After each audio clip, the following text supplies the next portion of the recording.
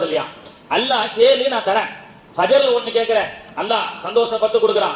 லொகர்ல ஒண்ணு கேட்கிறேன், ஃபஜர்ல தான் கேட்டீங்கன்னு சொல்லி லொகருக்கு நீங்க வேற ஒன்றை கேட்பதை கொண்டு அல்லாஹ் வெறுப்படைவதில்லையா?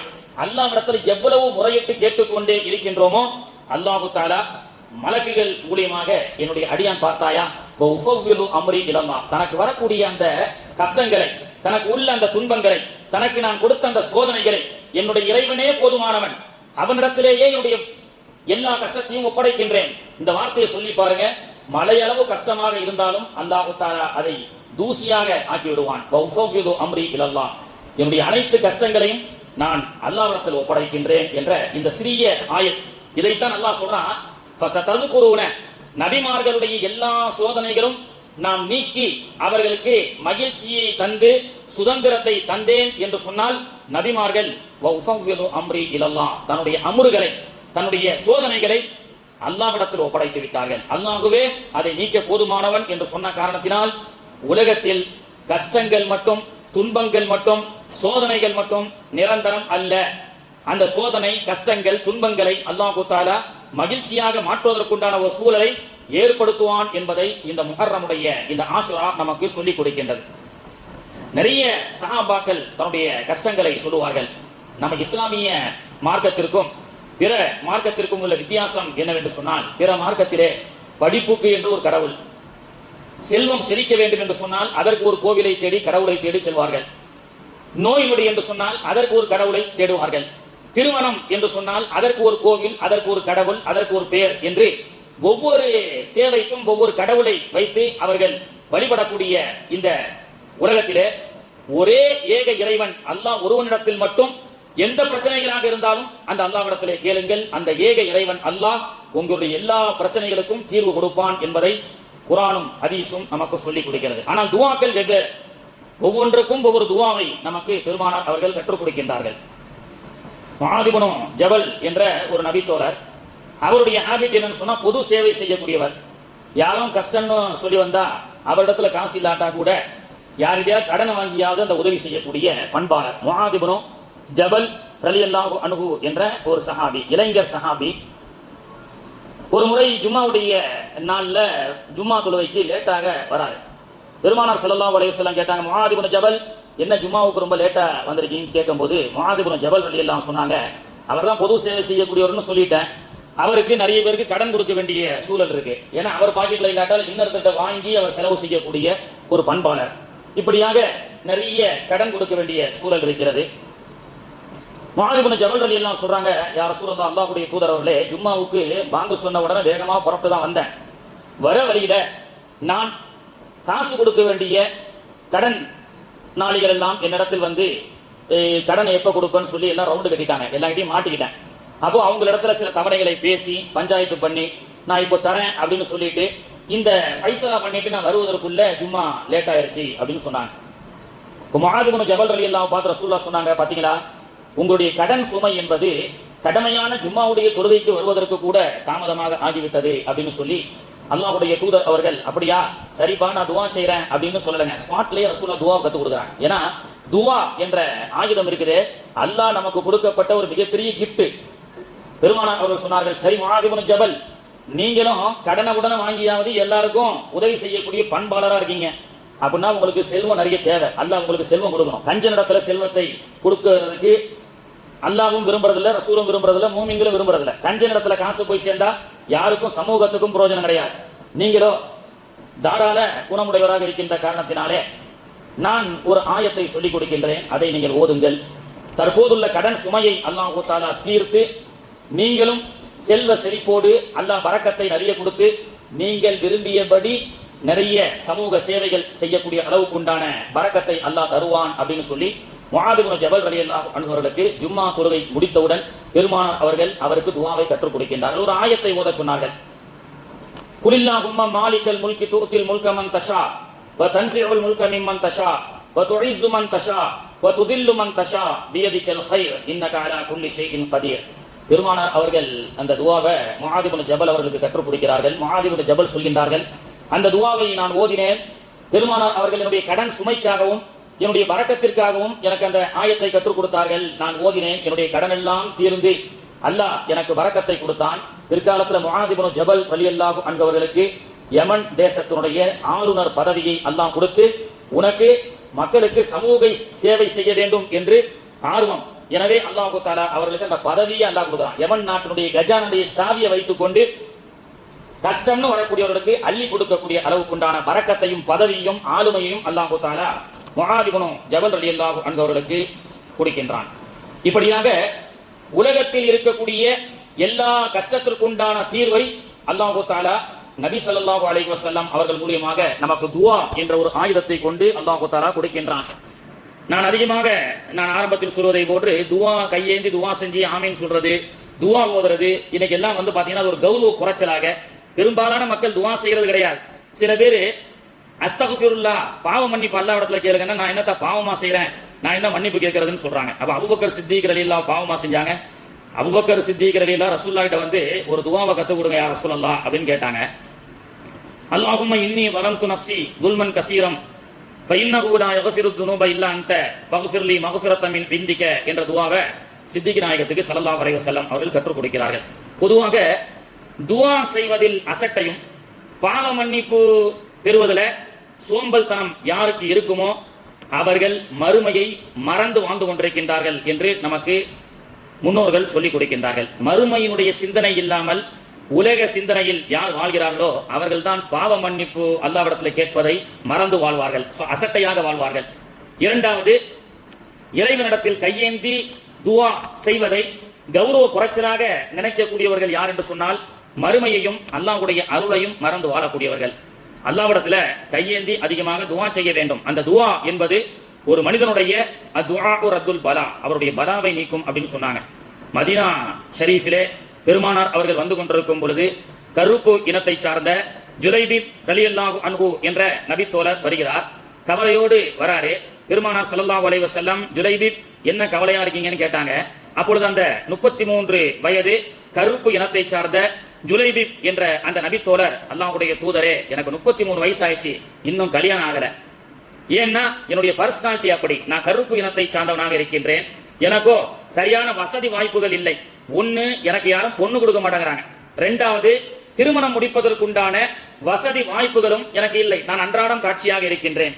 ரெண்டு பிரச்சனையை ரசூலுல்லாஹி ஸல்லல்லாஹு அலைஹி வஸல்லம் இடத்துல அவர் சொல்றார். முஸ்லிம் ஷரீஃப்ல பதிவு செய்யப்படக்கூடிய சம்பவம். உடனே பெருமானார் ஸல்லல்லாஹு அலைஹி வஸல்லம் அவர்கள் மதீனாவில் இருக்கக்கூடிய உயர்ந்த குலத்தை சார்ந்த ஒரு அழகான மங்கையினுடைய வீட்டுக்கு சென்று பெற்றோரிடத்திலே பெண் கேட்டு அவர்களை, அந்த தம்பதிகளுக்கு பெருமானார் அவர்கள் துஆ செய்து வைக்கிறார்கள். சம்பவம் பெரியது. அந்த ஜுலைபிப் என்ற 33 வயது இளைஞருக்கும் மதீனாவை சேர்ந்த அழகுமிக்க அந்த மங்கைக்கும் பெருமானார் அவர்கள் தலைமை ஏற்று திருமணம் முடித்து வைத்து துஆ செய்கிறார்கள். அதனால தான் நான் திருமணத்துக்கு வரேன். திருமண வீடுகள்ல பல கோடி ரூபாய் செலவு செய்து பல ருசிகரமான உணவுகளை எல்லாம் வைத்து பத்திரிகை மட்டும் 250 ரூபாய் அஜரத்து ஒரு பத்திரிகை. என்ன பத்திரிகைக்கு மட்டும் 3 லட்சம் ரூபாய் செலவு செய்யறாங்க. only 3 lakhs for invitation, என்னுடைய வீட்டு கல்யாணத்துக்கு அப்படின்னு சொல்லி லட்சங்கள் செலவு செய்கின்றோம். இன்னும் சில திருமணங்கள் கோடிகளை தொட்டு கொண்டிருக்கின்றது. ஆனால் அப்படிப்பட்ட அந்த திருமண மஜ்லிஸில் ஜமாத்தும் அஜரத்தும் வந்து அமர்ந்து கொண்டிருக்கக்கூடிய அந்த 10 நிமிஷம் செய்யக்கூடிய அந்த குத்துபா துஆ, இந்த துஆவுக்கு ஆமீன் சொல்வதில்லை. நிறைய பேர் கேட்டா அது கௌரவ குறைச்சலாக நினைக்கின்றார்கள். ஆனால் பெருமானார் ஸல்லல்லாஹு அலைஹி வஸல்லம் அவர்களுடைய தர்பாரிலே ஏழ்மையான திருமணம் நடந்தது, பள்ளிவாசலிலே நடந்தது. ஜுலைபிப் அவர்களுக்கு பெருமானார் அவர்கள் துஆ செய்து வைக்கின்றார்கள். பாரக்கல்லாஹு லகுமா வ பாரக அலைக்குமா வ ஜமஅ பைனகுமா ஃபீ கைர். திருமணத்தில் பெருமானார் அவர்கள் கற்றுக் கொடுக்கக்கூடிய துஆவை பார்த்தீங்களா, எந்த மதத்திலும் God bless you என்று கிறிஸ்தவர்கள் சொல்வார்கள். இந்து மதத்துல மாங்கல்யம் தந்துனானே நமக ஜீவன ஹேசுனா அப்படின்னு சொல்லி அவர் ஐயர் மந்திரத்தை எடுத்துக் கொடுக்கின்றார். எல்லா மந்திரங்களும் தம்பதிகளை மட்டும்தான் வாழ்த்தக்கூடிய துஆ. அங்கே திருமண அவையிலே நாம இந்த துஆ பெருமானார் அவர்கள் கற்றுக் கொடுத்தார்கள். தம்பதிகளுக்கும் இறைவா பரக்கச் செய்வாயாக. இந்த தம்பதிகளுக்காக வாழ்த்து வந்திருக்கக்கூடிய ஜமஅ பைனகுமா, இந்த ஜமாத்துல வந்திருக்கக்கூடிய எல்லாருக்கும் பரக்கச் செய்வாயாக. இன்னும் இந்த தம்பதிகள் மூலமாக பிறக்க இருக்கின்ற வாரிசுகளுக்கும் இறைவா பரக்கச் செய்வாயாக. இந்த திருமண விழாவிலே வந்திருக்கக்கூடிய எல்லோருக்கும் பரக்கச் செய்வாயாக என்ற துஆவை தாண்டி அந்த திருமண விழாவிலே அந்த ஆண் குமருக்கும் பெண் குமருடைய திருமணத்தையும் தாண்டி அந்த திருமண விழாவிலே எந்த பெண் குமர்கள் எல்லாம் திருமணம் ஆகாமல் இருக்கின்றதோ அந்த திருமண சபையிலே எந்த ஆண் வாலிபர்கள் எல்லாம் திருமணம் ஆகாமல் இருக்கின்றார்களோ இறைவா அவர்களுக்கும் நல்ல ஒரு ஜோடியை அமைத்து கொடுத்து அவர்களுக்கும் திருமணம் முடித்து அவர்களுக்கும் பரக்கத் தருவாயாக என்ற பொருட்பட உள்ள துவாவை தான் திருமணத்திலே ஓதுகின்றோம். ஆனால் அந்த துவாவினுடைய அகமியங்கள் நமக்கு தெரிவதில்லை. அங்கே பட்டாசுகளும் கேலி கூத்துகளும், அங்கே இறைவனுக்கு புறம்பான காரியங்களும், அல்லாஹ் ரசூல் எதையெல்லாம் லஅனத்துக்குரியது, இறைவனுடைய சாபத்துக்குரியது என்று சொல்லப்பட்டதோ அத்தனையும் அரங்கேற்றப்பட்டுக் கொண்டிருக்கின்றது. அந்த திருமண ஒற்றை நாளிலே பல லட்சங்கள் பல கோடிகள் செலவிடப்பட்டு அன்றோடு அந்த மணமக்களுடைய பரக்கத்துகள் தடை செய்யப்பட்ட பரக்கத்துகளாக ஆகிவிடுகிறது. ஆனால் இங்கே பெருமானார் அவர்கள் பள்ளிவாசலிலே அமர்ந்து கொண்டு பாரக்கல்லாஹு லகுமா ஜுலைபிபுக்கு திருமணம் செஞ்சு வைக்கிறாங்க. ஜுலைபிப் அன்றாடம் காட்சி. அவர் ஒரு கூலி தொழிலாளி. அவர் ஆப்பிரிக்கா நாட்டிலிருந்து வந்த தஞ்சம் பிழைக்க வந்த மதீனாவுக்கு வந்த ஒரு நீக்ரோ என்று சொன்னாலும் பெருமானார் அவர்கள் அந்த தம்பதிகளுக்கு பள்ளிவாசலில் வைத்து துவா செய்து திருமணம் முடித்து வைக்கின்றார்கள். பிற்காலத்திலே அந்த தம்பதிகள் மதீனாவிலே சஹாபாக்கள் சொல்கின்றார்கள், மதீனாவிலேயே அவர் திருமணத்துக்கு முன்பு ரசூலுல்லாஹ் துஆ செய்யறதுக்கு முன்பு அவர் சாதாரண ஒரு கூலி தொழிலாளியாக இருந்தார் ஜுலைபிப். ஆனால் பெருமானார் அவர்கள் பாரக்கல்லாஹ், அல்லாஹ் உனக்கு பரக்கத் செய்யட்டும் என்று எப்போது துஆ செய்யப்பட்டாரோ, பெருமானாருடைய துஆவை எப்பொழுது அவர் பெற்றாரோ, அல்லாஹ் மதீனாவிலேயே செல்வந்தர்களில் ஒரு செல்வந்தராக டாப் 10 கரோட்பதியாக அல்லாஹ் தஆலா ஜுலைபிபை அல்லாஹ் ஆக்கி வைத்தான் என்று சொன்னால், இன்று திருமணத்திலே பல கோடிகளை செலவு செய்து இறைவனுடைய லானத்துக்குரிய காரியத்தை செய்து பரக்கத்துகள் தடை செய்யப்படக்கூடிய ஒரு சூழலை நாம் செய்து வருகின்றோம். ஆனால் பெருமானார் அவர்கள் அந்த திருமணம் ஏழை திருமணமாக இருந்தாலும், அந்த திருமணம் 4 செவத்துக்குள்ள அல்லாஹ்வுடைய இறை இல்லத்தில் நடைபெற்ற திருமணமாக இருந்தாலும், அந்த திருமணத்தில் ஓதப்பட்ட துஆவினுடைய பரக்கத்தை கொண்டு அங்கே லட்சங்கள் பிரியாணிகள் வைத்து பல அறுசுவை உணவுகள் எல்லாம் அங்கே பரிமாறப்பட்டதில்லை. பெருமானாருடைய காலத்து வாழ்க்கை திருமணங்கள் சாதாரண பேரித்தம்பழங்களை கொண்டு நடத்தப்பட்ட திருமணம் தான். அங்கே பல ஆயிரக்கணக்கான மினிஸ்டர்கள் வரவில்லை, எம்எல்ஏக்கள் வரவில்லை, பல விஐபிகள் வரவில்லை. ஆனாலும் பெருமானார் என்ற ஒற்றை விஐபியால் தலைமை நடத்தப்பட்ட அந்த திருமணங்கள் பரக்கத்துடையதாக இருந்தது. அப்படிப்பட்ட துஆவை, பரக்கத்துக்குரிய துஆவை நாம் அலட்சியமாக கருதக்கூடாது என்பதை இந்த நேரத்திலே நான் பதிவு செய்து கொள்கின்றேன். கண்ணியத்திற்குரியவர்களே, ஆக உலகத்தில் எந்த பிரச்சனைகள் வந்தாலும் அம்ரி இலல்லாஹ், நம்முடைய தேவைகளை அல்லாஹ்விடத்திலே ஒப்படைக்க வேண்டும். நாம் இறைவனுடைய தொடர்போடு இருக்க வேண்டும். இறைவனுடைய தொடர்பு என்று சொன்னால், ஹுசைன் ரலியல்லாஹுடைய கர்பலாவை பத்தி நம்ம போன வாரம் பேசணும். நபிகள் நாயகத்துடைய பேரப்பிள்ளை தான் என்றாலும் சிறு வயதிலிருந்தே தன்னுடைய பேரப்பிள்ளைகளை இறை தொடர்போடு பெருமானார் அவர்கள் நடத்தாட்டினார்கள். அதனால்தான் ஹுசைன் ரலியல்லாஹு அன்ஹு அவர்களுடைய அமலை பற்றி சொல்லப்படுகிறது. ரமலான்ல ஒரு நாள்ல ஒரு குர்ஆனை முடிப்பார்கள். ரமலான் அல்லாத மற்ற நேரங்களிலே 2 நாட்களுக்கு ஒரு குர்ஆனை முடிப்பார்கள். கர்பலா என்ற அந்த களத்தில் கூட பிறை 10 அன்று நோன்பு வைப்பது சுன்னத் என்று தெரிந்தும் அந்த சுன்னத்தையும் ஹுசைன் ரலியல்லாஹு அன்ஹு அவர்கள் ஹயாத்தாக்கினார்கள் என்பது மட்டுமல்ல, சிறு வயதிலே தன்னுடைய பேர குழந்தைகள் ஹசனும் ஹுசைன் ரலியல்லாஹு அன்ஹுமா 2 பேரும் மல்லு யுத்த போட்டி விளையாடி கொண்டிருப்பார்கள். 2 பேரும் ஹசன் ஹுசைனை வீழ்த்துவாரா, ஹுசைன் ஹசனை வீழ்த்துவாரா என்ற ஒரு மல்லு யுத்த போட்டி நடக்கும். அப்படி மல்லு யுத்த போட்டியில் நடக்கும் பொழுது பெருமானார் அவர்கள் அந்த பேரப்பிள்ளைகளுடைய மல்லு யுத்த விளையாட்டை பார்த்து ரசிப்பார்கள். சில நேரங்களிலே ஹுசைனுக்கு சப்போர்ட் பண்ணுவார்கள். ஆடியன்ஸாக இருந்து ஹுசைன் ஹசனை வீழ்த்திட்டா பெருமானார் அவர்கள் நாரே தக்பீர் அல்லாஹு அக்பர் என்று ஹுசைன் அப்படி அடியுங்கள், ஹுசைன் இப்படி வீழ்த்துங்கள் என்று ஹுசைனுக்கு மட்டும் ரசூல் ஸல்லல்லாஹு அலைஹி வஸல்லம் அவர்கள் சப்போர்ட் பண்றதை பார்த்து ஃபாத்திமா ரலியல்லாஹு அன்ஹா அவர்கள் கேட்பார்கள், பாப்பா என்னுடைய மகன் 2 பிள்ளையும் உங்களுடைய பேர பிள்ளைகள் தான், ஹசனும் உங்களுடைய பேரர் தான், ஹுசைனும் உங்களுடைய பேரர் தான், இருந்தாலும் நீங்கள் ஹுசைனுக்கு மட்டும் எல்லா நேரங்களிலும் நீங்கள் சப்போர்ட் பண்றீங்களே அப்படி என்று கேட்கும் பொழுது பெருமானார் ஸல்லல்லாஹு அலைஹி வஸல்லம் அவர்கள் சொன்னார்கள், ஹசனுக்கு தான் ஜிப்ரைல் சப்போர்ட் பண்ணிட்டு இருக்கிறாருன்னு சொல்லுவாங்க. ஹசனுக்கு தான் அங்கே ஜிப்ரைல் சப்போர்ட் பண்ணிட்டு இருக்கிறாருன்னா என்ன அர்த்தம்? ஜிப்ரைலோடு மலக்குகளோடு தொடர்புடைய பிள்ளைகளாக வளர்த்தார்கள், வார்த்தை எடுத்தார்கள். அதனால்தான் உயிரை போகக்கூடிய நேரத்திலும் உயிர் போனதற்கு பிறகும் அவருடைய தலை குர்ஆனை ஓதி கொண்டிருந்தது என்று வரலாறை நாம் பார்க்க வேண்டும். சகோதரர்களே, நாமும் இன்னைக்கு பள்ளிவாசலுடைய தொடர்பை விட்டு தூரமா இருக்கிறோம். பெருங்காண்ட நபர்கள் எல்லாம் பாத்தீங்கன்னா அந்த பைத்துல் மால்ல பள்ளி ஸ்காலர்ஷிப்புக்காக நம்ம ஜும்மா பள்ளிவாசல்ல பல இடங்கள்ல வந்து படிக்க முடியாத ஏழை பிள்ளைகளுக்கு காலேஜ் ஃபீஸ் கொடுத்து பிள்ளைகள் வர வைக்கிறாங்க. அன்னைக்கு பார்த்தா யாரையும் பள்ளிவாசல் பக்கம் பார்த்ததே கிடையாது. இது மஹல்லா இல்லாஜருக்கு வேற பள்ளிவாசல் பக்கமே வரதில்லை. ஆனா பள்ளிவாசல்ல ஒரு ஸ்காலர்ஷிப் கொடுக்கப்பட்டா எல்லாம் பள்ளிக்கு வராங்க. அதுக்காக காசுக்காக வராங்கன்னா கொச்சைப்படத்துல எல்லா நேரங்களிலும் இறையில்லமான பள்ளிவாசலுடைய தொடர்புகளை நீங்களும் ஏற்படுத்திக் கொள்ள வேண்டும். உங்களுடைய பிள்ளைகளுக்கும் அதை பறக்க வேண்டும்.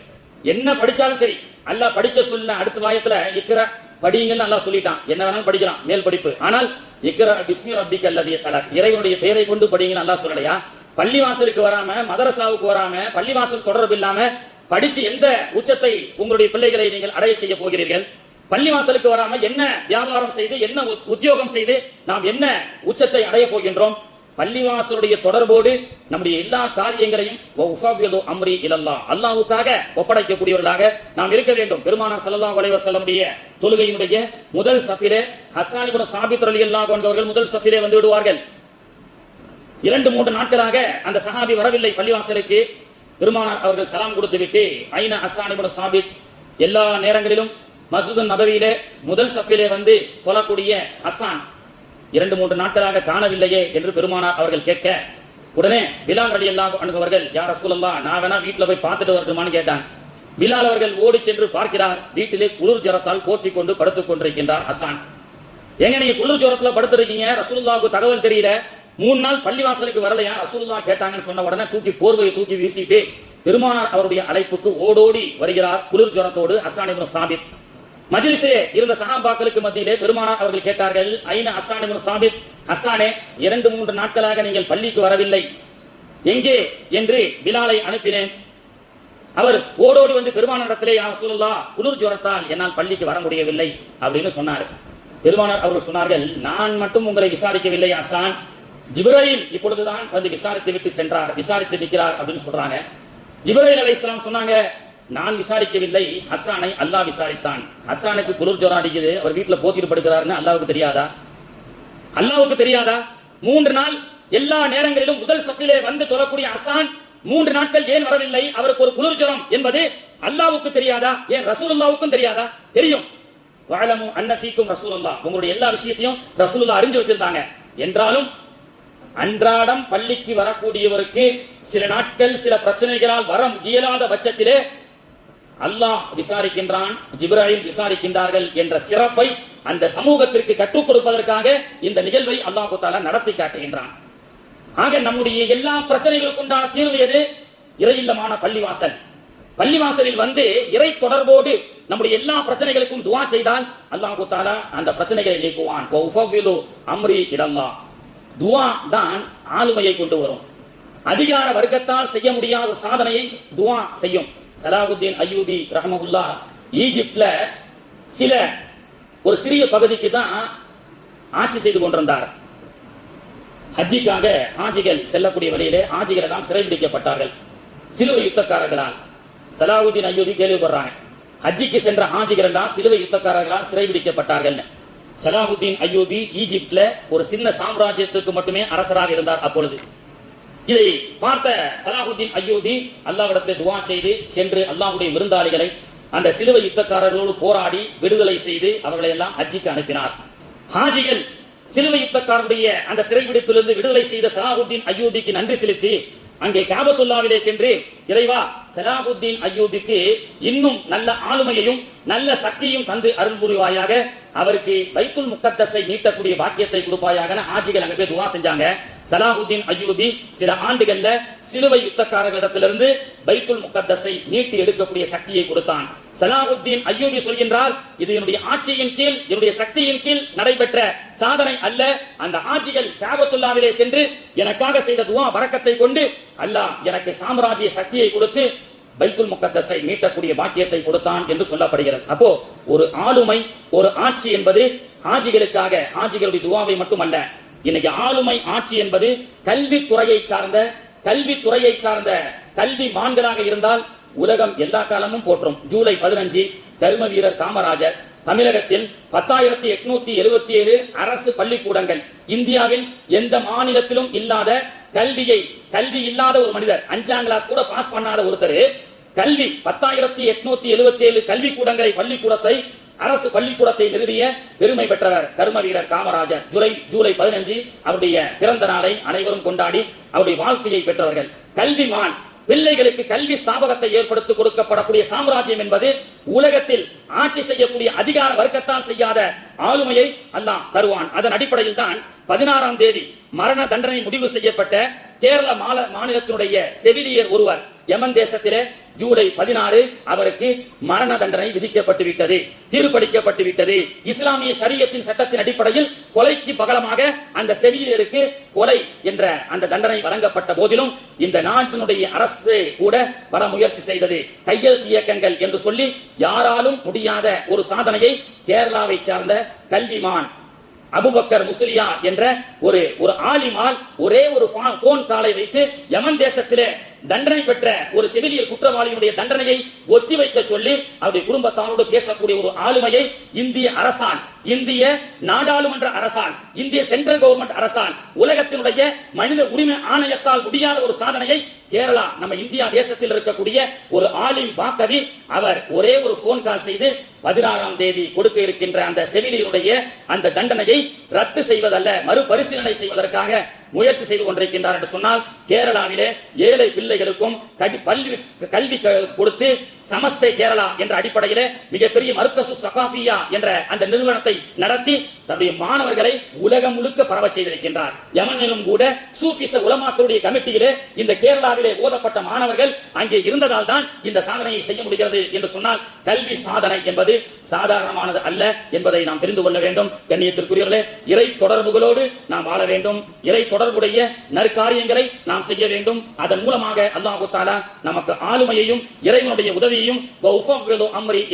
இறைவா எங்களுடைய கஷ்டங்களை உன்னிடத்தில் நாங்கள் ஒப்படைக்கின்றோம் என்ற அந்த தக்குவாவையும் அடைய முடியும். அல்லாஹ் தஆலா அப்படிப்பட்ட பாக்கியத்தை தந்து அருள் புரிவானாக.